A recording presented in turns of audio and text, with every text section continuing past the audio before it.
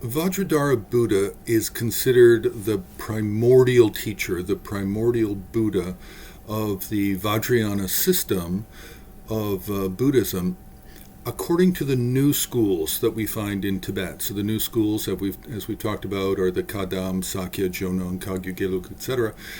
And the Vajradhara is mentioned repeatedly in these tantras that are practiced by the Sarma traditions of Buddhism. This does not apply to the Nyingma tradition. Nyingma tradition has a separate Buddha that is considered the primordial Buddha, named Samantabhadra, and the consort Samantabhadri, not to be confused with the Mahayana Bodhisattva Samantabhadra. Same name, two different entities, two different beings, sort of. So Vajradhara typically is blue in color, one face, two arms, peaceful in appearance, wearing lots of jewelry and heavenly garments, and he holds a Vajra and bell crossed at the heart in what's called the Vajra embracing gesture. In some traditions, Vajradhara has a consort, but more often he does not when depicted in art generally. So the most important thing is the Vajra and bell crossed at the heart and the blue color. He has a blue color representing the dharmakaya. Now, the origins of Vajradhara are we have to consider him as being a kind of a secret emanation of Shakyamuni Buddha. And from him comes the emanation of Vajrasattva, and then the major tantric deities of Guhya Samaja, Hevajra, Chakrasamvara, and others.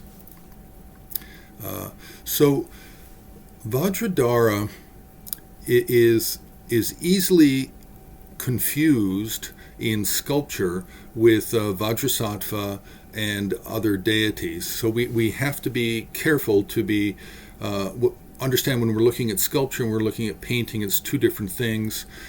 Painting, we have the blue color to tell us that it's Vajradhara. Now, Vajradhara specifically from the Tantras relates to the method or father Tantras of the fourth classification of Tantra.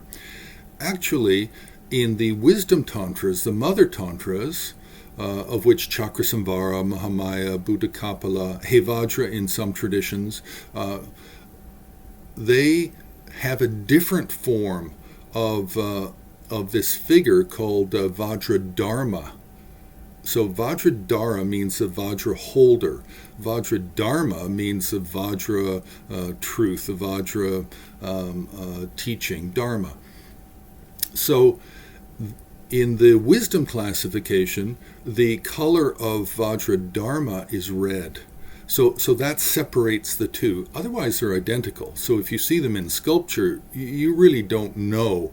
The only thing you know for sure is Vajradhara is much more common, and Vajradharma is much more nuanced, and often you really only find it with certain mother Tantra deities, such as Chakrasamvara, Vajrayogini, etc.